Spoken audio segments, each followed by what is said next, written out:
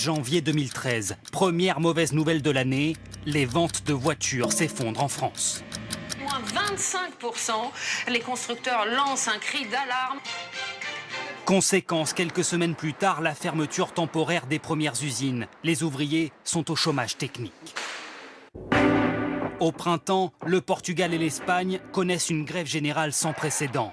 3 semaines de manifestations monstres à Madrid et chaque soir, de plus en plus violents, des débordements.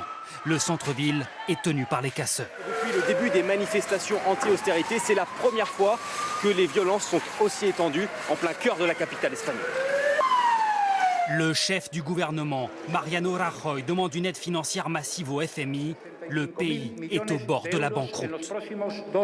L'avenir sombre d'une Espagne en état d'alerte et les questions au grand jour d'une Allemagne qui perd patience.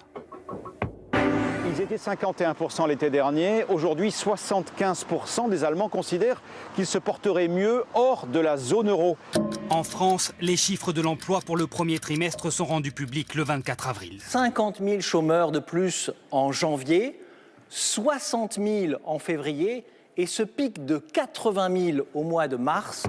Les constructeurs automobiles annoncent des plans sociaux.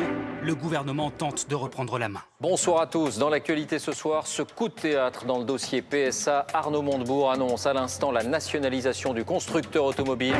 Fin mai, en Grèce, des soldats se déploient en plein cœur d'Athènes. L'armée prend le contrôle de la capitale pour mettre fin à 10 jours d'une violente insurrection dans les rues de la ville.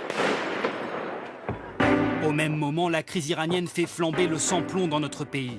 2,52 € le litre. Les Français ont l'impression de mettre de l'or dans leurs réservoirs. C'est une catastrophe. On nous prend vraiment pour des cons. Chiffre d'affaires record pour Total, qui décide de délocaliser son siège au Luxembourg. Un coup dur pour l'État français. Résultat, le 23 octobre, l'agence de notation Fitch dégrade une nouvelle fois la note de la France. Les marchés s'affolent. L'Élysée est obligé de réagir. Un coup de semonce pris très au sérieux ici à l'Elysée où pour la première fois l'entourage du chef de l'État n'hésite plus à employer ouvertement le mot jusque-là tabou de rigueur. Mais le pire est à venir. Le 16 novembre, la France découvre qu'une réunion secrète se déroule sans elle à Vienne. 5 pays, dont l'Allemagne, créent une nouvelle union monétaire, l'Euromark. À Bruxelles, les ministres des Finances se déchirent. Ils se sont spontanément séparés en 2 groupes, les 5 ministres des pays de l'Euromark d'un côté, les 12 exclus de l'autre. Le patron de l'Eurogroupe a alors annoncé la dissolution de cette instance, officialisant d'une seule phrase la mort de l'euro. L'économie française vacille. Le 23 décembre 2013, les chiffres du chômage sont catastrophiques. Le nombre de demandeurs d'emploi passe pour la première fois la barre des 4 millions. 4 millions de chômeurs.